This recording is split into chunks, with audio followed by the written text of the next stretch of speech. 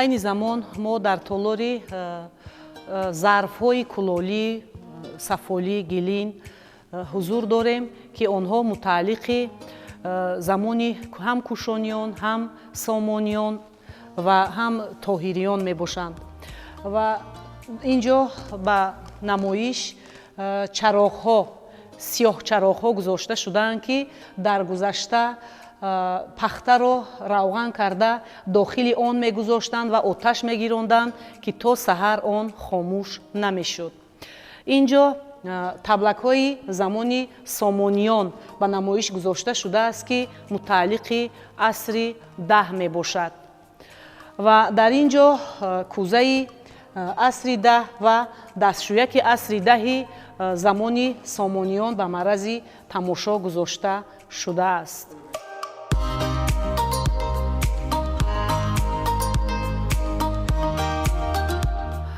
дар ин экспозитсия дастшӯй ва кӯза, ки мутааллиқи асрҳои 9-10 мебошанд, ба маърази тамошо гузошта шудаанд. Бо яке об мерехтанд ва бо дигаре дар дигаре даст мешуштанд. Инҷо бошад маҷмӯаи зарфҳои сафолини асрҳои 1 ва 2 ба маърази тамошо гузошта шудааст, ки ҳар як ин зарфро дар алоҳидагӣ дар гузашта истифода мебурданд. Масалан, чӣ тавре ки мебинед зарфҳои хурде, ки инҷо гузошта шудаанд, дар он шир, об ва ҳар гуна нӯшокиҳо мегирифтанд.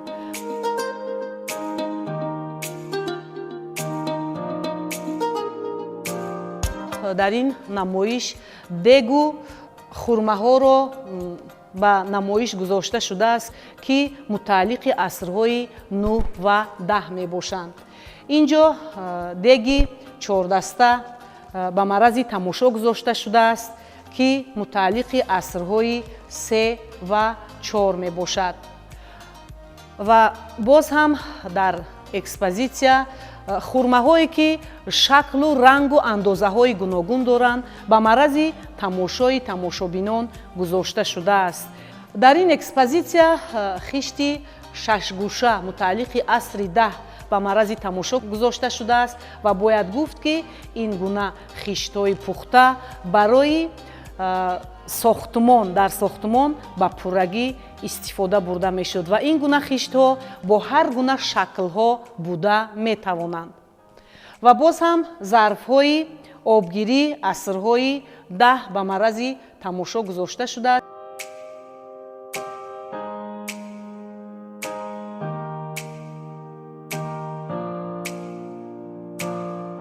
дар инҷо маҷмӯаи қолабҳои сафолӣ асрҳои 9-10 ба маърази тамошо гузошта шудааст, ки сафолпораҳо ин ҳам бошад бозёфтҳои археологӣ мебошад ва баъзе он сафолпораҳо болояшон бо сир наққошӣ карда шудааст, нақшу нигор гузошта шудааст ва бояд гуфт, ки ҳар як нақшу нигоре, ки болои ин сафолпораҳо мебинем, як хусусияти хоси худро дорад ва як нақш ба нақши дигар албатта ки монандӣ надорад.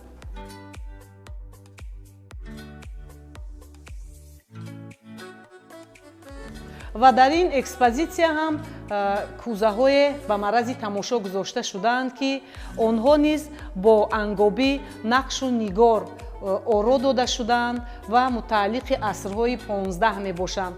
ва боз ҳам инҷо хумҳо ҳастанд, ки хеле ҳаҷми калон доранд ва ба асрҳои 10 нисбат дода мешаванд ва дар ин хумҳо бояд гуфт, ки орд, гандумро гирифта дар зери замин нигаҳдорӣ мекарданд. дар инҷо низ шоҳкоса, ки ҳаҷмаш хеле калон аст, ба маърази тамошо гузошта шудааст, мутааллиқи асрҳои 3 ва 4 мебошад. ҳамчунин кӯзаи асри 1 ба маърази тамошои тамошобинон гузошта шудааст. инҷо ҳам боз шоҳкоса ва кӯзаи асрҳои 2 ба маърази тамошо гузошта шудааст.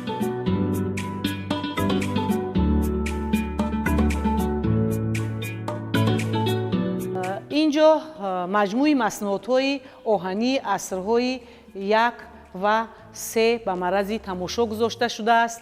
бояд гуфт, ки ҳар як ин маснуоте ки инҷо ба намоиш гузошта шудааст таърихи хоси худро дорад, яъне ки инҳо бозёфтҳои бостоншиносӣ буда дар гузашта ҳар яке вазифаи худро иҷро мекард, яъне ки дар рӯзгор онҳоро истифода мебурданд. дар ин экспозитсия бозёфтҳои замони кушониён мутааллиқи асрҳои 1-4 ба маърази тамошо гузошта шудааст. чун ба онҳо назар меандозем, шаклашон, рангашон гуногун ҳастанд ва бештари онҳо хуштакчаҳо мебошанд.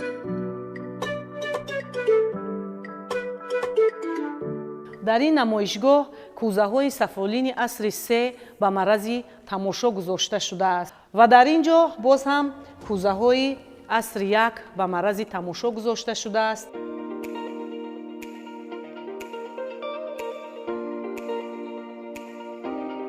чӣ тавре ки шумо мебинед, дар ин экспозитсия маҷмӯи зарфҳои сафолини асрҳои 1 ва 4 ба намоиш гузошта шудааст ки он ба замони кушониён мансуб аст ва ин зарфҳо хеле гуногун ҳастанд ва истифодабарии онҳо низ гуногун аст. яке табақи сафолин, дигаре кӯзаи сафолин ва сеюми коса мебошад. ҳамчунин ин ҷо зарфҳои ширдеҳи кӯдакона мутобиқи асрҳои 1 то мелод ва 3 мелодӣ мебошад. бояд гуфт ки дар ин зарфҳои сафолини хурдакаке ки мебинед дар гузашта барои шир пухта барои истеъмоли кӯдакон нигаҳдорӣ карда мешуд дар ана ҳамин гуна зарфҳои сафолин.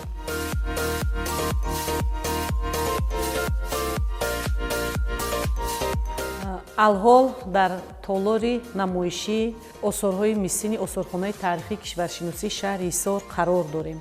бояд гуфт ки дар ин толор осорҳое ба намоиш гузошта шудааст ки аз мис сохта шудаанд ва ин ҷо дар намоиш кӯзаҳои обгирӣ ки аз мис сохта шудаанд асрҳои 19 ба намоиш гузошта шудаанд ва барои обгирӣ истифода бурда мешуд.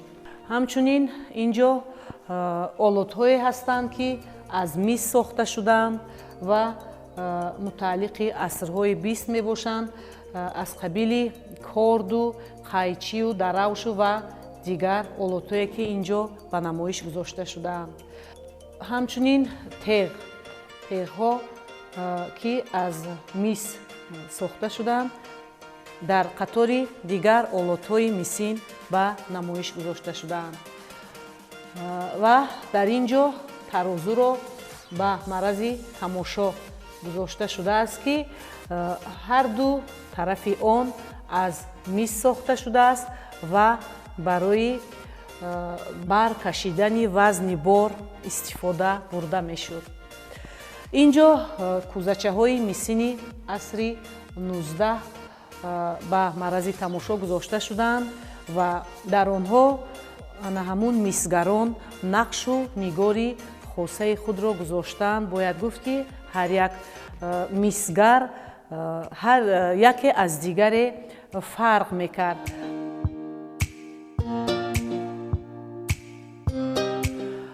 чӣ тавре ки мебинед, ин ҷо зарфҳои обгирӣ, маҷмӯи зарфҳои обгирии мисин ба маърази тамошо гузошта шудааст ки ба асрҳои 19 мутааллиқ ҳастанд ва бештари инҳо офтобаҳо мебошанд ва ҳамагӣ медонем ки барои гирифтани об истифода бурда мешуд ва бояд гуфт ки зарфҳои мисин як хусусияти хоси худро дорад ки чун обро ба зарф гирифта ба зарфи мисин дар офтоб мегузоштанд ва он об ҳарорати офтобро ба худ қабул карда гарм мешуд ва бе ягон гарм кардани об аз он пурра истифода мебурданд.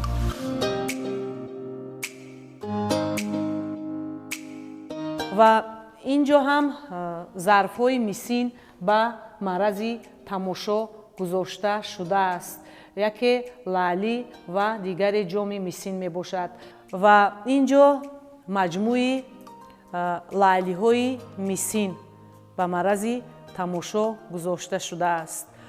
инҷо дар экспозитсияи лайлиҳои мисин инчунин кафлези мисин ба марази тамошо гузошта шудааст.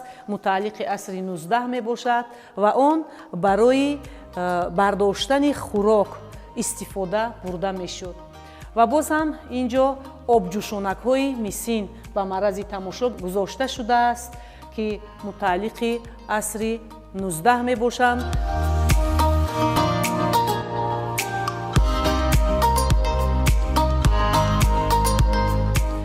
дар ин экспозитсия шамшер ва кӯлоҳи ҷанговар инчунин кордро ба марази тамошо гузошта шудааст ки инҳо низ соф аз мис сохта шудаанд.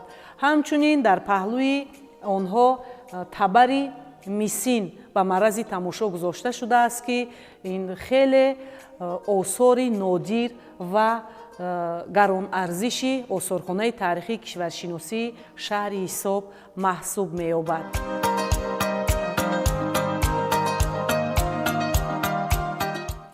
инҷо низ маҷмӯаи лайлиҳои мисинро ба марази тамошо гузоштанд ва дар баъзеи он лайлиҳо нақшу нигорҳоро мебинем ва афсона ба ёди кас меояд, чун инҷо нақшу нигори асп, парранда, дарахтҳои зиёд, гулҳо, лонаи паррандаҳо мебошад ки ҳар яке рамзи хоси худро дорад.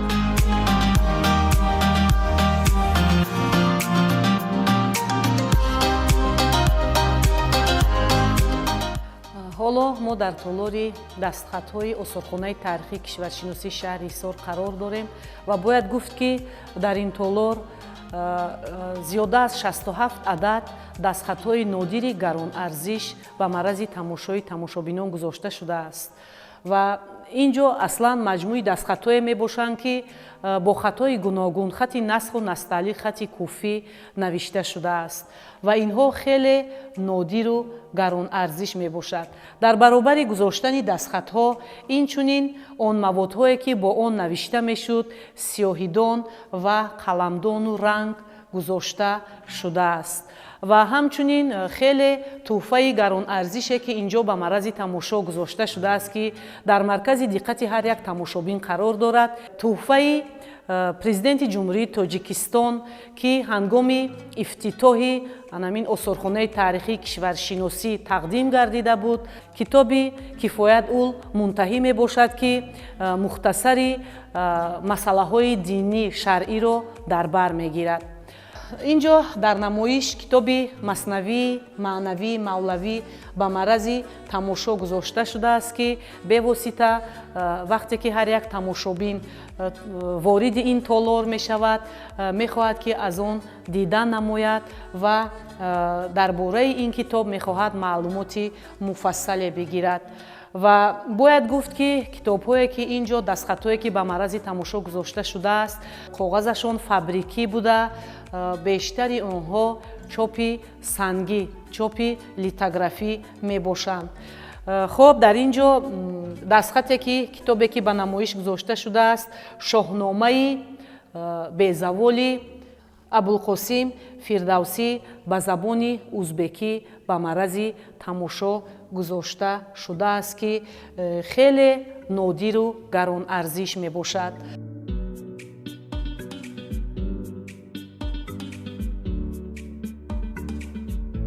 инҷо чӣ тавре ки мебинед китоби Баёз ба марази тамошо гузошта шудааст ки соли 1310 дар Самарқанд инро меёбанд ва аз ана ҳамон сол то ба имрӯз дар осорхона, яъне дар толори дастхатҳо маҳфуз аст ки иборат аз шеърҳо, ғазалиёт мебошад. ва инҷо китоби ҳошияи мавлавӣ Муҳаммади Абдулҳакими Хайрободӣ соли 1314ро дар бар мегирад. ин ҳам бошад чопи литографӣ аст.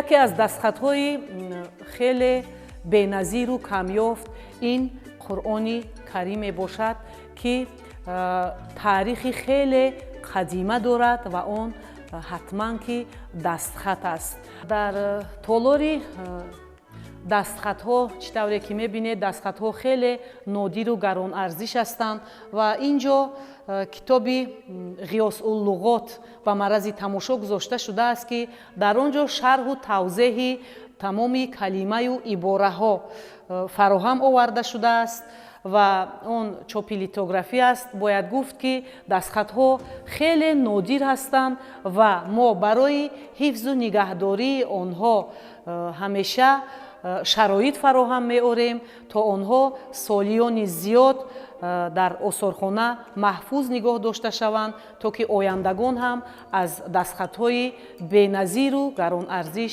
тавонанд ки ба пуррагӣ истифода баранд.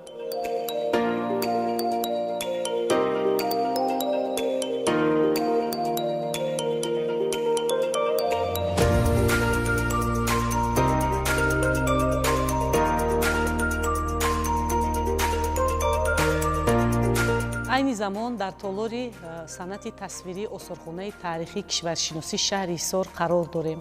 Бояд гуфт ки дар ин толор беш аз ҳама мусаввараҳо ва нимпайкараҳо, инчунин маҷмӯаи армуғонҳо ба марази тамошо гузошта шудааст.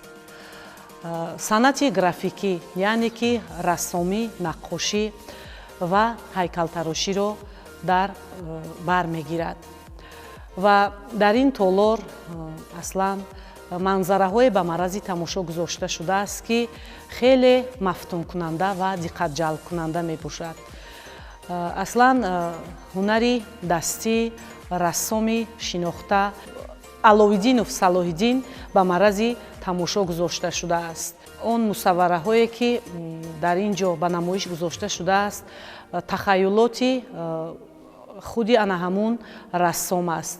яъне ин ҷо мусаввараҳои хаёлот, эҳё, раққоса, 3000-солагии Ҳисор, қалъаи Ҳисор, шаҳри Санкт Петербург, нишон, герб ва дигар мусаввараҳое ба марази тамошо гузоштаанд ки хеле олӣ ва ҷаззоб ҳастанд.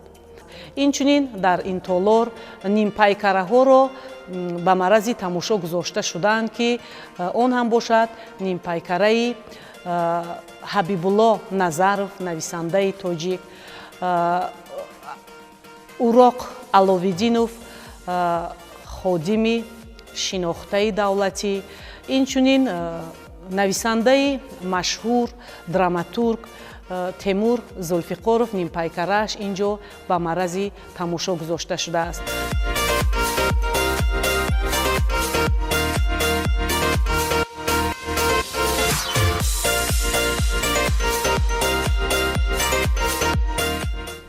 ғайр аз ин дар толори санъати тасвирӣ косаву чойнику пиёла, яъне зарфҳои сафолӣ ба марази тамошо гузошта шудааст ки хеле онҳо аҷоиб ва ғароиб сохта шудаанд.